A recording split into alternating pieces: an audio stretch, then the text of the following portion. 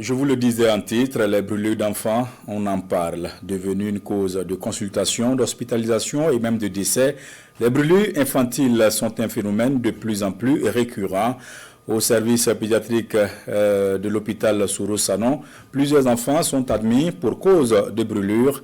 Quelles sont les causes de ce phénomène? Une équipe de la RTB, conduite par Bamakan Yannick Dabiré et Sayouba Mamboné, est allée faire le constat. Suivons le reportage. Centre hospitalier universitaire Souro-Sanon. Les pleurs d'enfants se mêlent à l'angoisse des parents.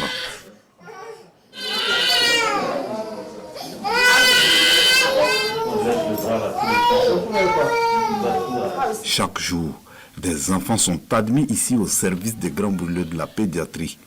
Parmi les urgences les plus redoutées, les brûlures, un drame silencieux qui touche principalement les enfants en bas âge. Déjà, il faut dire que la brûlure, c'est une destruction du revêtement cutané.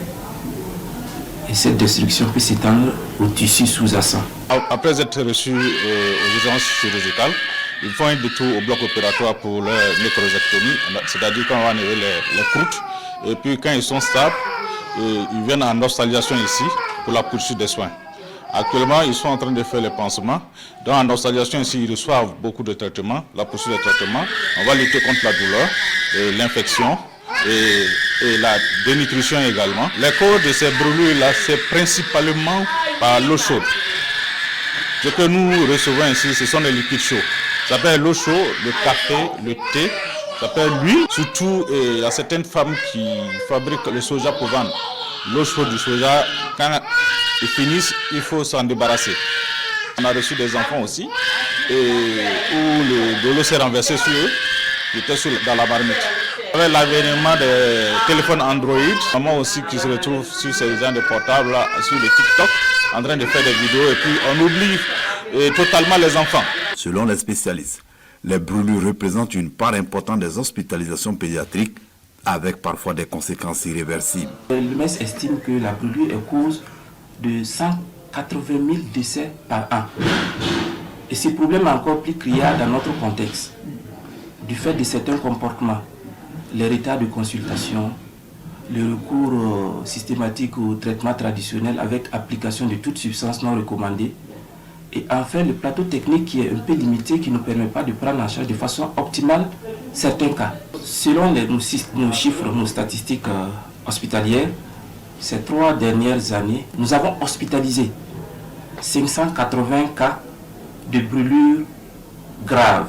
Et ces patients ont un âge moyen qui tourne autour de 3 ans. La période de pic, c'est la période s'étendant de décembre, janvier, février. La mortalité est assez élevée. Le taux de mortalité est de 25%. C'est-à-dire que sur 4 patients qu'on reçoit, il y a un qui décède. Dans cette salle, l'attente est longue et douloureuse. Pour ses parents, l'accident s'est produit à la maison, un lieu pourtant censé être sûr. Des mères parfois désemparées veillent sur leurs enfants hospitalisés. Pour beaucoup, l'accident est survenu en quelques secondes seulement.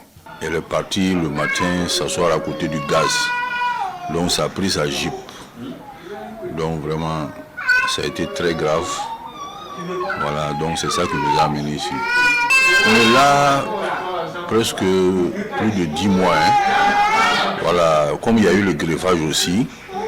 Donc présentement, bon, c'est en train d'aller très bien. Mais en tout cas, on ne souhaite pas que ça arrive aussi comme ça aux autres, quoi. Sinon, c'est pas facile parce que les dépenses sont trop. Voilà, parce que les pansements sont chers. Beaucoup de compresses.